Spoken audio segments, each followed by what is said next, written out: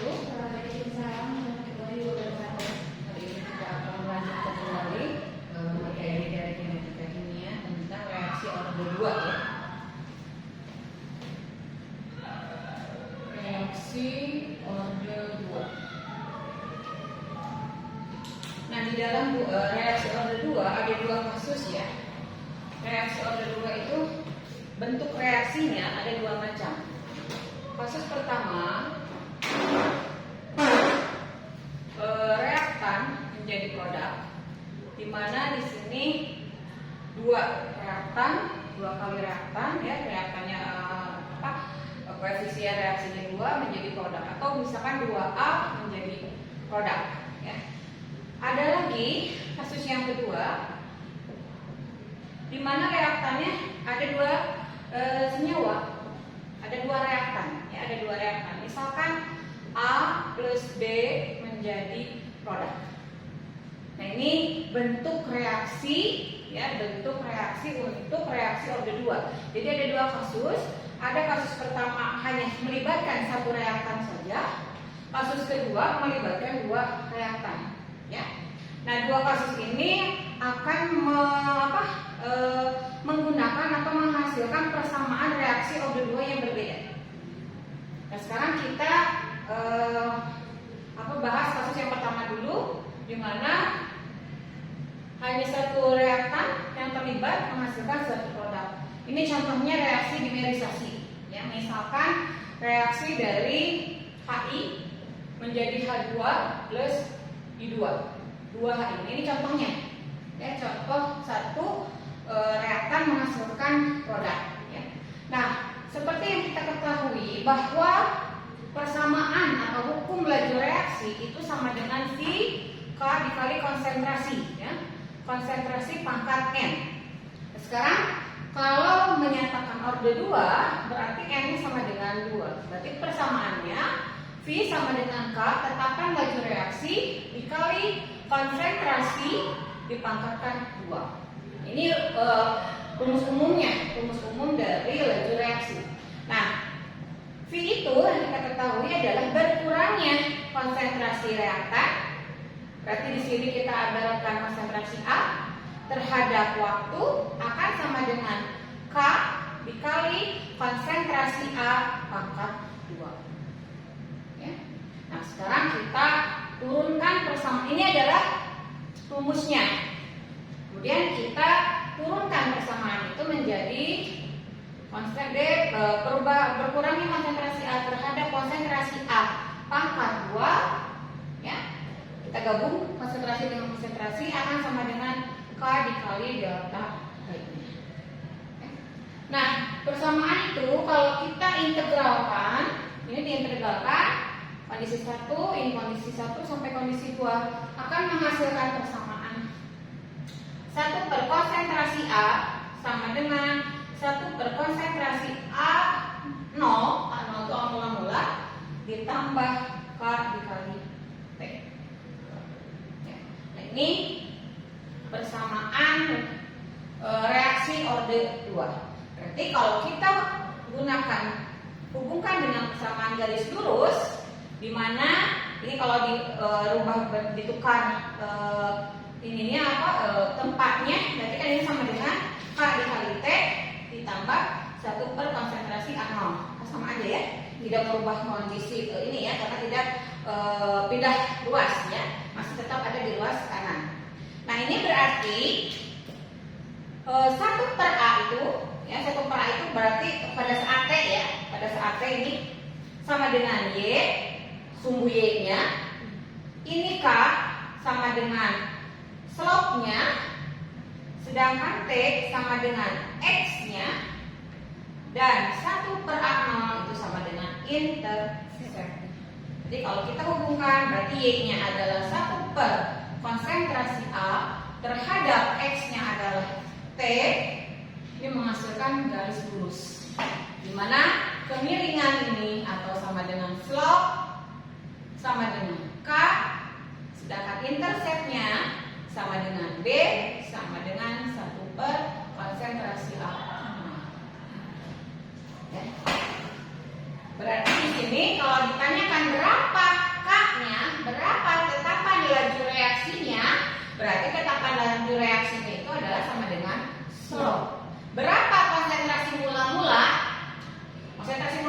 ini. Ya, B sama dengan 1 per konsentrasi 0.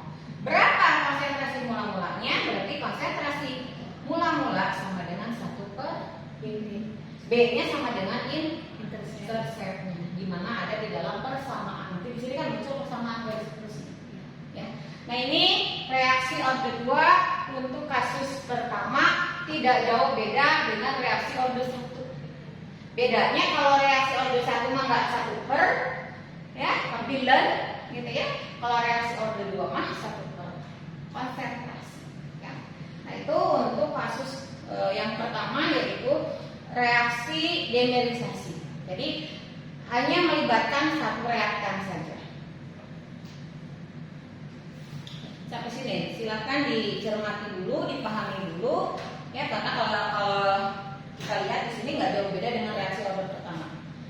Nah, itu apabila menggunakan, kita mau menentukan nilai K berdasarkan data eksperimen, ya, berdasarkan data eksperimen.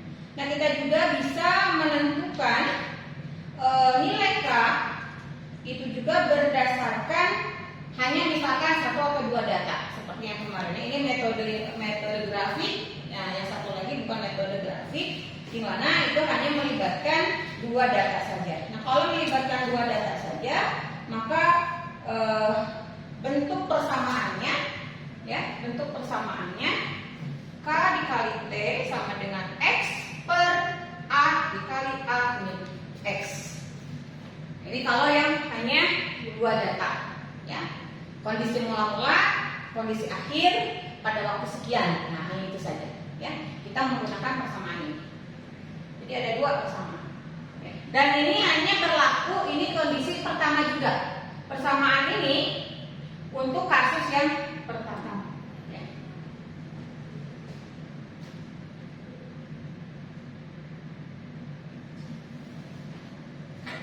Ibu izin bertanya. Ya. Jadi untuk orde 2 juga ada kemungkinan datanya itu cuma 2 datanya. Iya, bisa.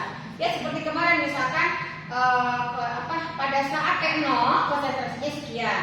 Kemudian setelah berlangsung 20 menit, maka konsentrasinya berubah menjadi sekian. Berapakah K-nya? Reaksinya reaksi orde 2 misalkan kayak gitu, ya. Atau misalkan pada saat mula-mula konsentrasi sekian, setelah 80%, sama seperti itu kondisinya. Jadi itu kan hanya melibatkan dua kondisi awal dan kondisi akhir. Jadi persamaan ini kalau ada X dan A mit X, ini adalah hanya melibatkan 2 data saja, kondisi awal dan kondisi akhir. Tapi kalau misalkan waktunya setiap waktu dihitung konsentrasinya, misalkan pada waktu 5 menit, pada waktu 10 menit, pada waktu selang 5 menit sampai ada data 10 data, kita nggak bisa menggunakan ini. Jadi persamaan ini, ya, K dikali T sama dengan X dibagi A dikali A min X, ini hanya digunakan untuk 2 data, kondisi awal dan kondisi akhir saja. Tapi kalau data eksperimen yang menggunakan data yang panjang, banyak, ya, lebih dari 2, kita gunakan grafik. Gitu. Ya. Jadi kalian harus lihat datanya data yang mana. Jadi nggak bisa misalkan hanya 2 data pakai yang ini, nggak bisa. Karena ini digunakan untuk metode grafik di mana datanya banyak. Ya. Kalau datanya sedikit atau hanya 2 data, kita cukup menggunakan persamaan ini kondisi awal dan kondisi akhir. Ya.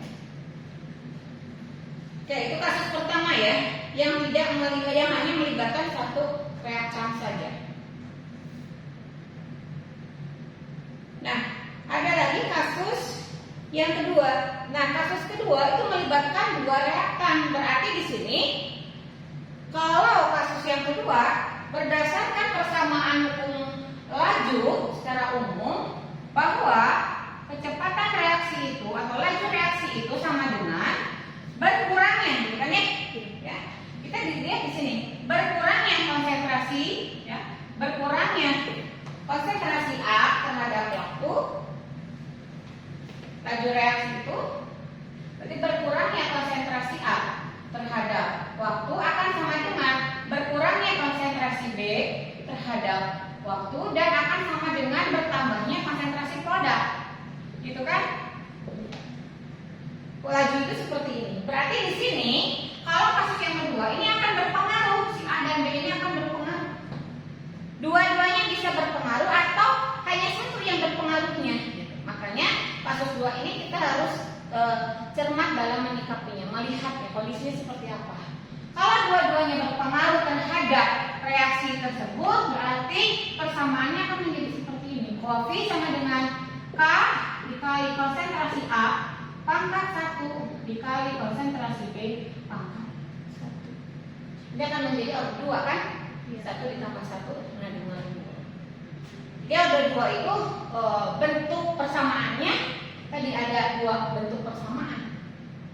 Ya. Yang pertama kasus ini hanya melibatkan 1 reaktan saja. Yang kedua kasus yang melibatkan 2 reaktan.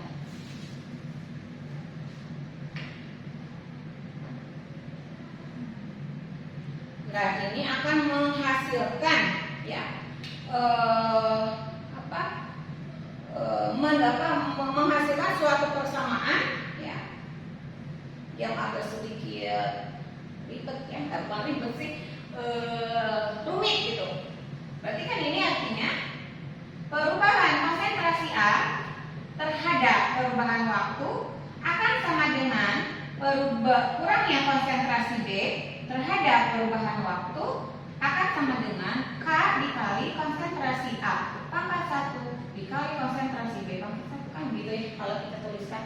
Kalau kita jabarkan bahwa laju reaksi itu kan ini sama dengan ini kan. Nah sehingga di sini kita bisa mengasumsikan apakah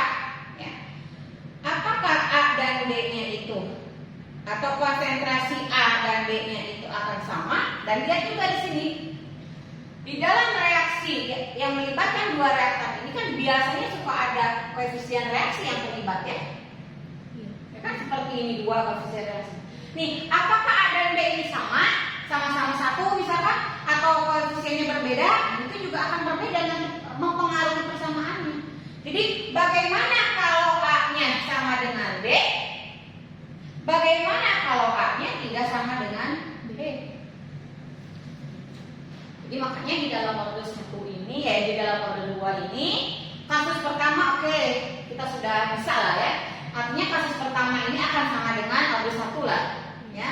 Tidak sedikit ribet penjabarannya. Tinggal kita di sini bentuk integralkannya saja. Tapi untuk kasus kedua di sini ada koefisien reaksi yang terlibat dalam reaksi tersebut. Kalau koefisien reaksinya sama, di sini 2A, di sini 2B, nggak berpengaruh. Tetapi kalau koefisien reaksinya di sini 1, di sini 2, itu bagaimana? Sehingga dalam kasusnya untuk persamaan order 2 ini kita lihat koefisien reaksi mempengaruhi terhadap bentuk reaksinya, bentuk persamaan reaksinya. Nah, apabila A-nya tidak sama dengan B, ya, kita tetap saya turunkan langsung ya. Jika A tidak sama dengan B dan konsentrasi A0 juga tidak sama dengan B0, yang pertama, jika A tidak sama dengan B dan konsentrasi A0 tidak sama dengan konsentrasi B0, maka bentuk persamaannya ya, akan menjadi 1/B dikali konsentrasi A0 dikurangi A B ini koefisien reaksinya ya. Ini hanya simbol B konsentrasi B0 ln konsentrasi B0 dikali konsentrasi A dibagi konsentrasi A0 dikali konsentrasi B dikali sama dengan K kali T.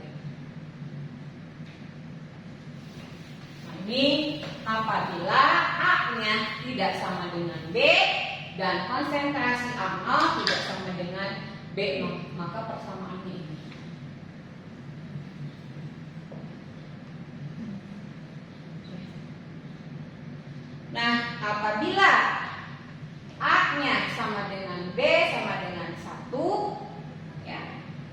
maka bentuk persamaannya menjadi A0 B0 dikali ln sama konsentrasi B0 konsentrasi A dibagi konsentrasi A0 dikali konsentrasi B sama dengan kali-kali T. Nah ini aja yang hilang karena A dan B nya sama. Nah ini persamaan reaksi order 2 yang melibatkan dua reaktan dan melibatkan koefisien reaksinya. Ya, ini yang pertama, apabila A-nya atau koefisien reaksinya kedua reaktan itu berbeda. Yang kedua koefisien reaksi kedua reaktan itu sama.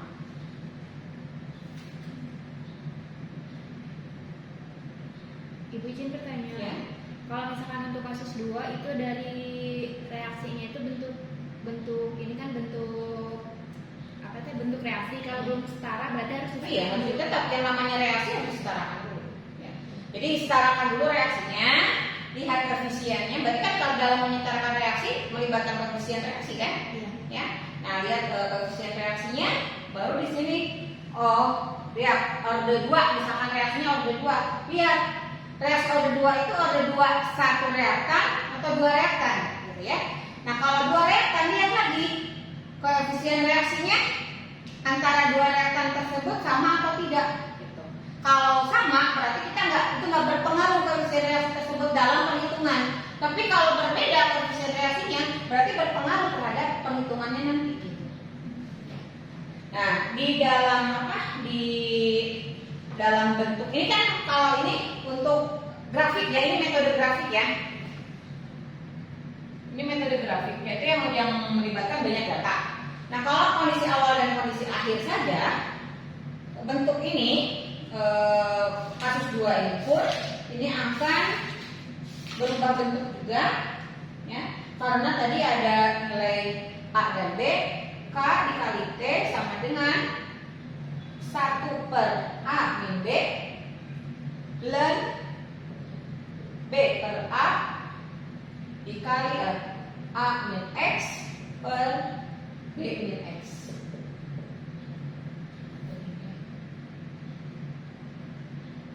Gitu. Ini kan dulu, selesaikan dulu ln-nya berapa, nanti hasilnya dibagi 1/A min B. Ya. Ini kalau A tidak sama dengan B.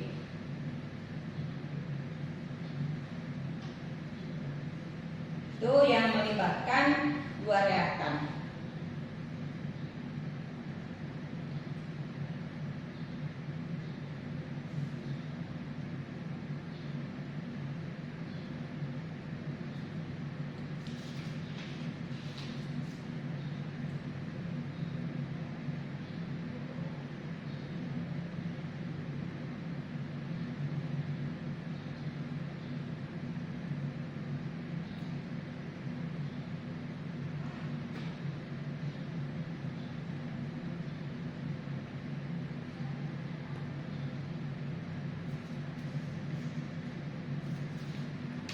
Oke, ya.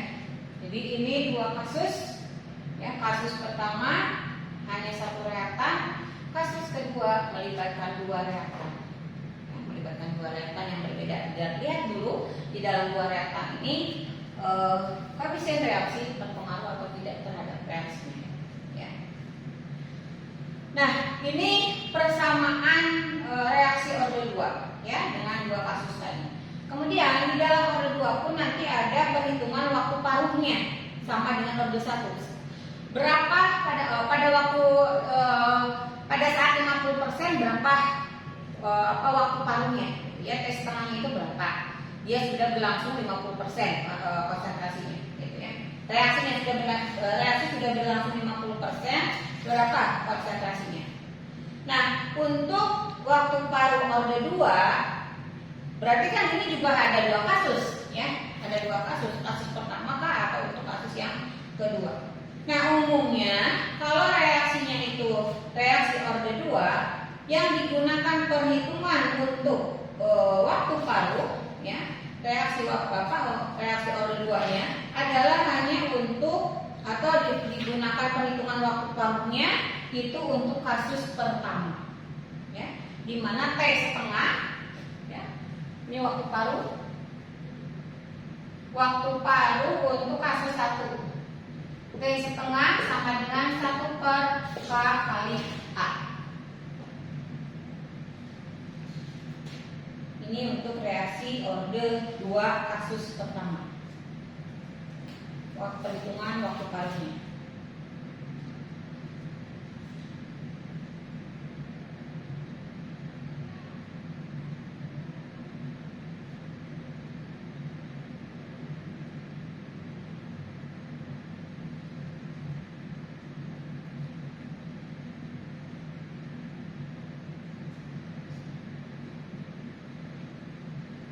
Itu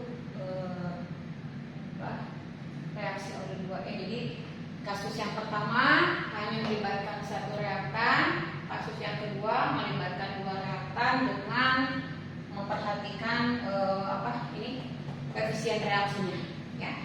Ada yang sama, bagaimana apabila koefisien reaksinya sama, bagaimana kalau koefisien reaksinya berbeda, ya. Jadi dilihat baca soalnya yang betul gitu. Karena kalau orde 1 mah nggak ngaruh, ya. Kalau orde 1 mah nggak ada pengaruh koefisien reaksi kalau orde 1. Tapi kalau orde 2 dilihat reaksinya reaksi bagaimana? Apakah hanya melibatkan 1 reaktan saja? Kalau 1 reaktan, oke, nggak jadi masalah kalau 1 reaktan. Hanya 1 persamaan kalau reaksi orde 2 yang melibatkan 1 reaktan. Tapi kalau reaksi orde 2 melibatkan 2 reaktan, nah itu kita lihat pengaruh dari koefisien reaksinya. Apakah A itu akan sama dengan B atau A itu tidak sama dengan B? Jadi dibaca soalnya reaksi orde 2 seperti apa. Kalau merupakan hitungan berdasarkan grafik, ya. Kalau perhitungannya tidak berdasarkan grafik, kondisi awal dan kondisi akhir itu kita tinggal masukkan ke sini aja. Ya. Dan kalau ada A dan B-nya, kita tinggal masukkan A dan B-nya. Yang penting kita tahu A min X itu apa, itu saja. Ya. Nah, jadi ini kalau yang tidak melibatkan banyak data cukup sederhana, gitu. Tapi yang ribet itu, yang rumit itu apabila melibatkan banyak data. Berarti kan mana yang sumbu F dan sumbu G ini. Nah, di dalam LMS saya sudah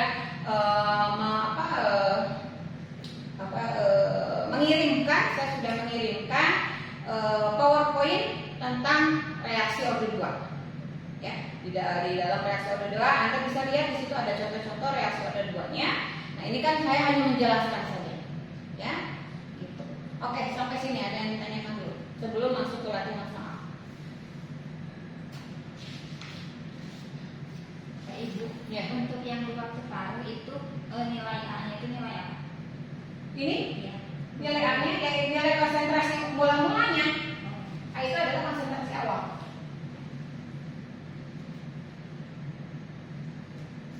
Konsentrasi awalnya. Atau biasanya ditulis juga kayak gini. Satu per kali konsentrasi A0 gitu. Seperti yang kemarin dijelaskan. Nah, ini A itu adalah konsentrasi awal. A itu konsentrasi awal. X itu konsentrasi reaksi setelah bereaksi. Kalau A min X mah reaksi konsentrasi awal, konsentrasi A pada waktu T. Jadi harus bisa X itu apa, A itu apa, A min X itu apa. Jangan lupa lagi itu. Ya. Jangan tertukar. Oke.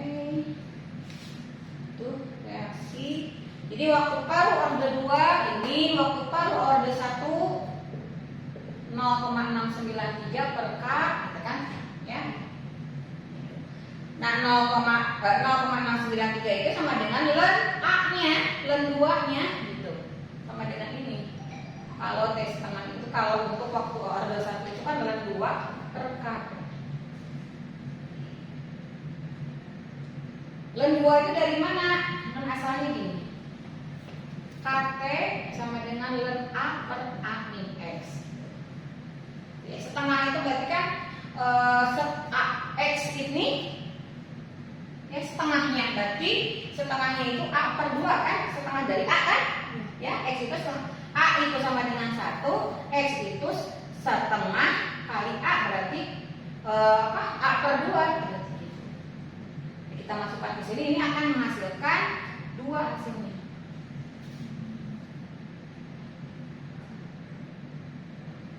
Len 2, bukan 2, len 2.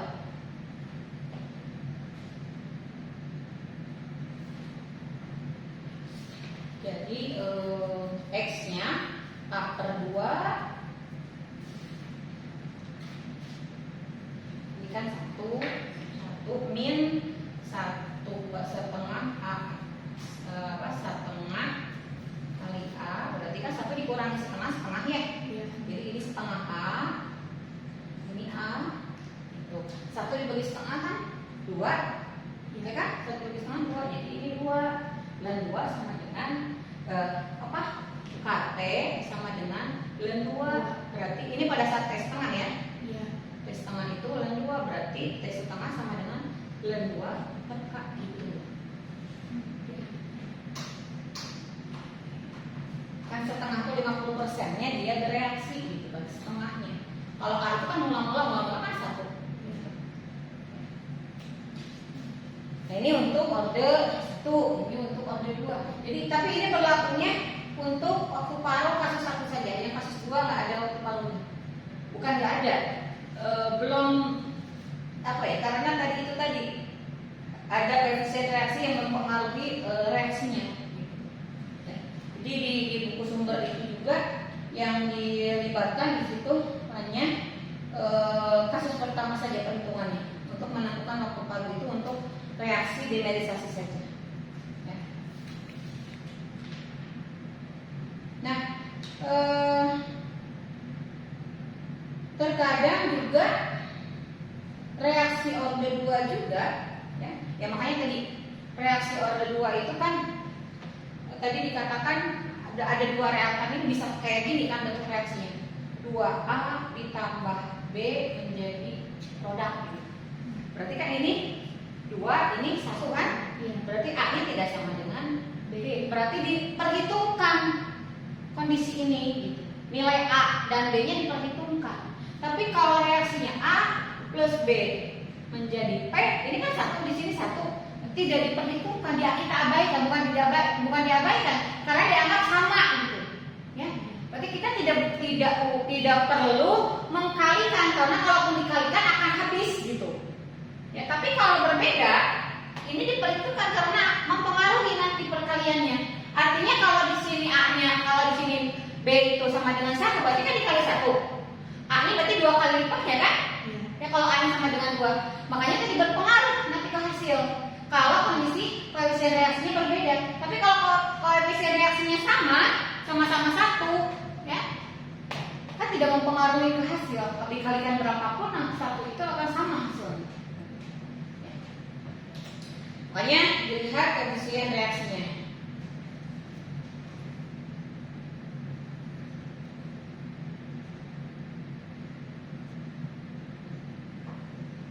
Jadi kalau misalkan sistemnya lebih dari 1 reaktan atau tadi kasusnya ada 2 reaktan, waktu paruh itu waktu separuhnya dari reaktan yang ada dalam jumlah kecil. Jadi sehingga tidak diperhitungkan waktu paruh untuk kasus yang melibatkan 2 reaktan. Ya. Karena waktu paruhnya itu dalam jumlah yang sangat kecil. Sehingga makanya perhitungan waktu paruh untuk order 2 hanya kasus pertama saja melibatkan 1 reaktan saja. Tapi untuk kasus kedua tidak ada perhitungan waktu paruh karena jumlah waktu paruhnya yang kecil. Oke, ada yang ditanyakan lagi? Nah, kita langsung ke contoh soalnya.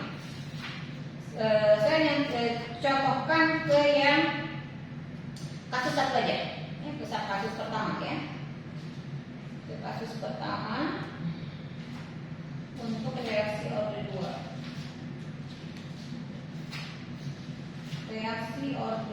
2. Nah, saya lihat persamaan-nya.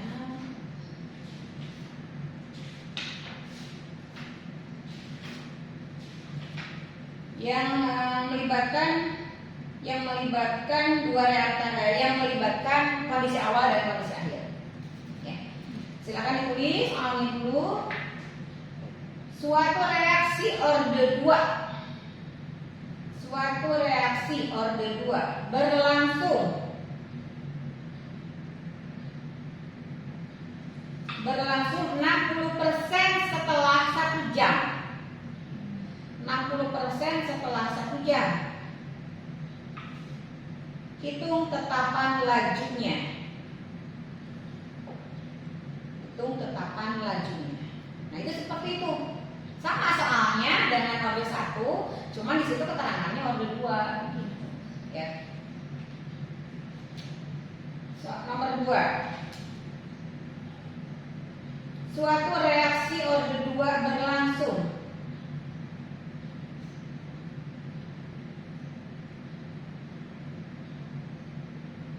dengan konsentrasi awal.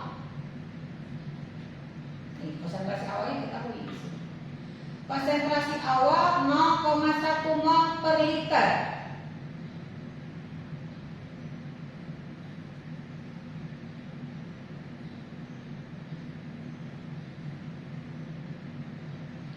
Itu konsentrasi awalnya. Kemudian reaksi berlangsung 10%. Reaksi berlangsung 10% setelah 10 menit.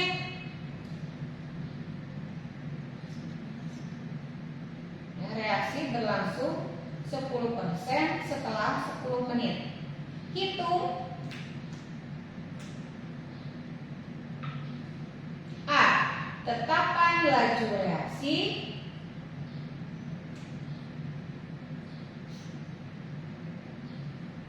B. Waktu paruhnya. Waktu paruhnya.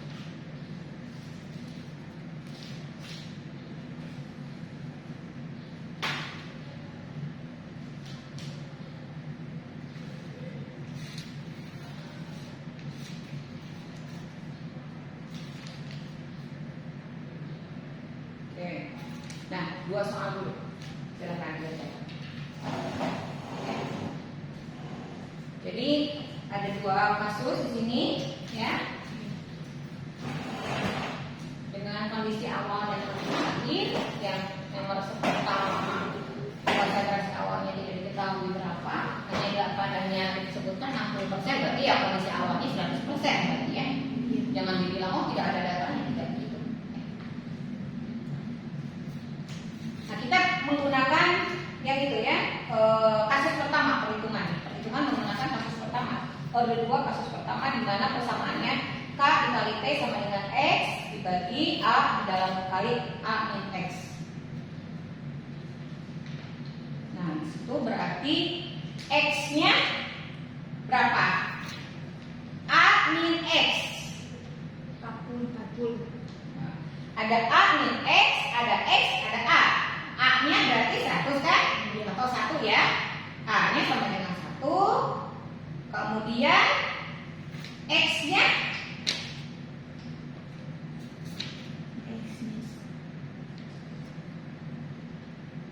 kalau 60% itu A min X atau X. Karena berbeda. A min X itu 60%, ya, atau X-nya yang 60%. X, Bu. Awas lakukan. Awas lakukan. Ya, awas lakukan.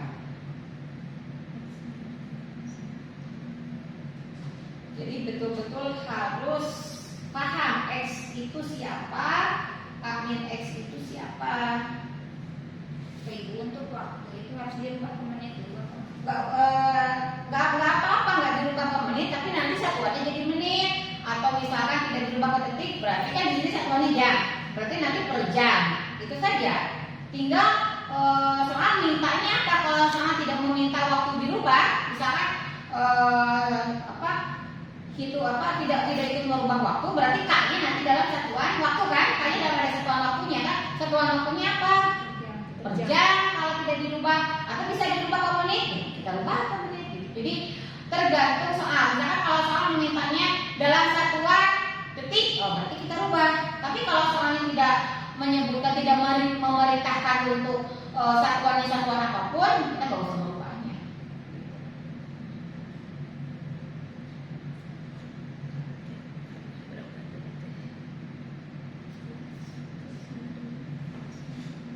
Ya itu ya.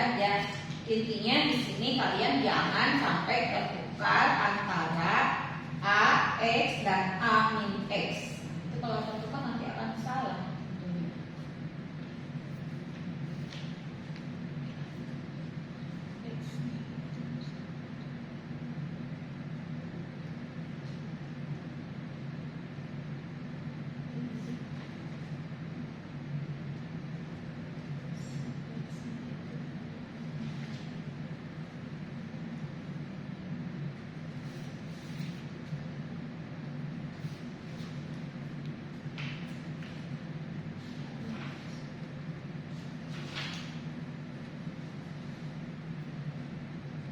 Jadi X itu adalah konsentrasi reaksi yang telah bereaksi pada waktu T. Sedangkan A min X itu adalah konsentrasi A pada waktu T. So, jangan sampai tertukar. A min X konsentrasi A pada waktu T.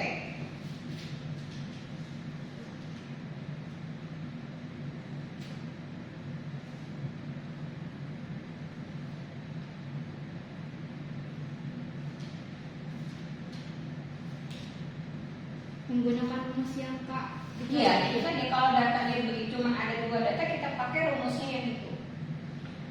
A dan A min X dan S, itu saja.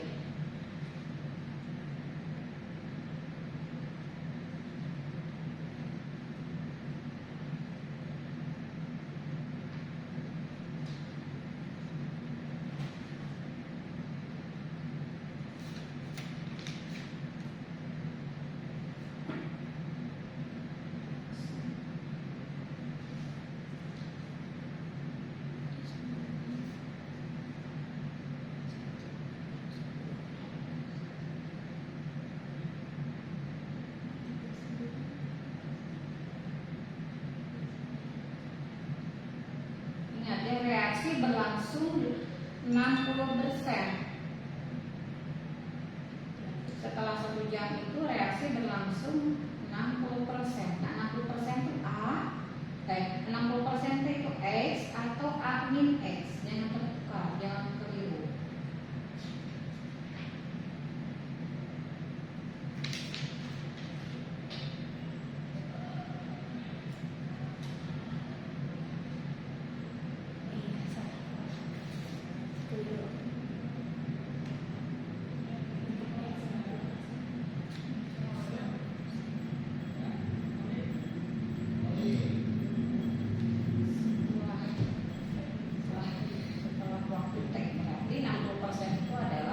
X-nya ya.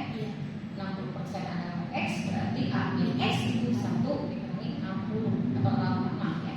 Plus 100 dikurangi 60.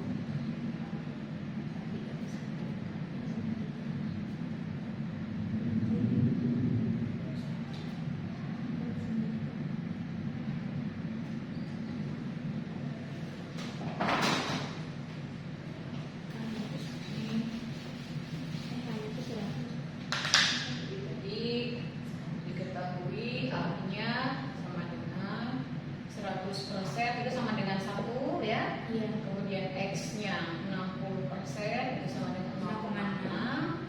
A min X-nya berarti 1 dikurangi 0,4 gitu. Ya.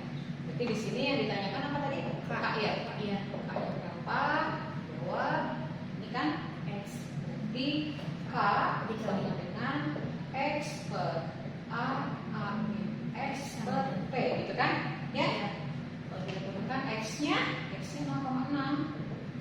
dibagi A-nya 1 ini di mana 0,4 berarti sama dengan 0 dibagi T.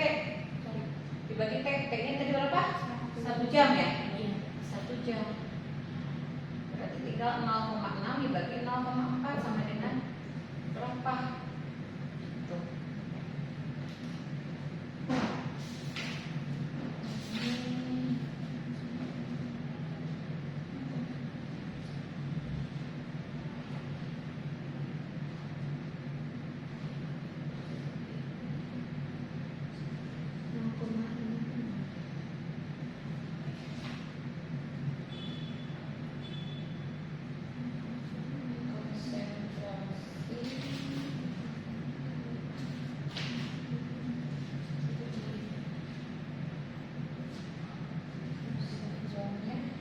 Satuannya untuk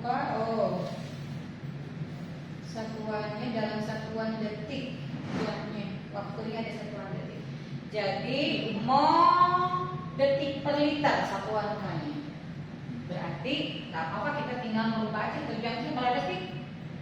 1 jam 3.600 detik. 63.600. Jadi benar nggak? Iya. Tinggal dibagi itu. Jadi satuan K Detik. kalau satuan K order 1, K itu satuannya per waktu, per detik, per jam, per menit gitu. Ya kalau order 1. Kalau order 2 satuan K-nya itu mol detik per liter. Berbeda. Ya. Mol detik per liter. Liter per mol detik, sorry. Kembali.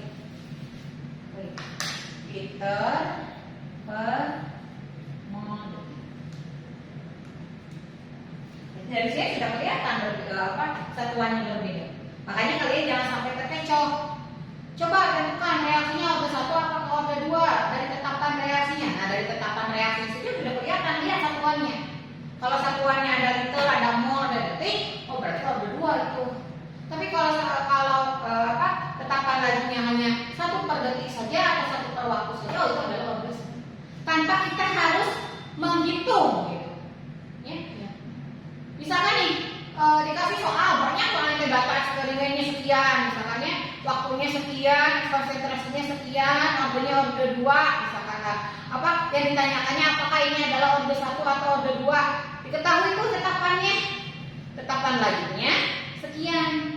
Dengan data yang banyak, tetapan lajunya sekian. Apakah reaksi ini reaksi order 1 atau reaksi order 2? Nah, kalian nggak usah menghitung sampai mengukurnya X dan Y-nya, membuat persamaannya, nggak usah. Tapi lihat satuan dari K-nya.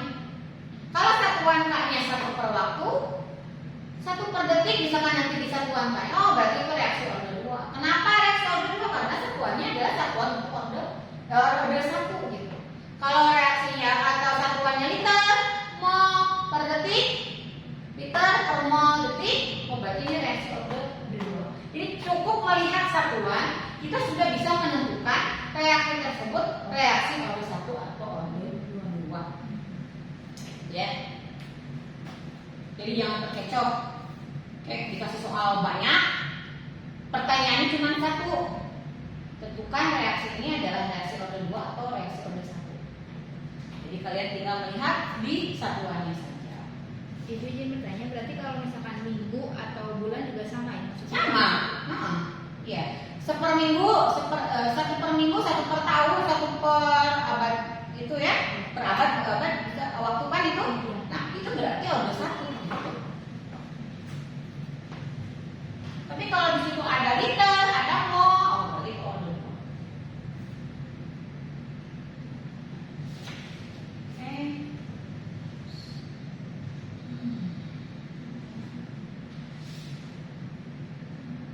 Nah, ini contoh yang tidak menggunakan metode grafik. Nah, di bahan ajar yang sudah saya kirim di LMS itu sudah saya sudah saya kirimkan juga PowerPoint contoh-contoh soalnya. Ya, di situ ada PowerPoint contoh-contoh soal untuk reaksi order 2. Di situ sudah dikasih keterangan yang melibatkan satu reaktan atau dua reaktan yang sudah ada. Tinggal kalian pelajari, ya dipelajari itu bukan dilihat ya, bukan dikenali gitu, bukan begitu. Tapi kalian coba hitung, ya. Di situ ada beberapa soal, ya ada beberapa soal reaksi order 2 dengan penyelesaiannya, ya.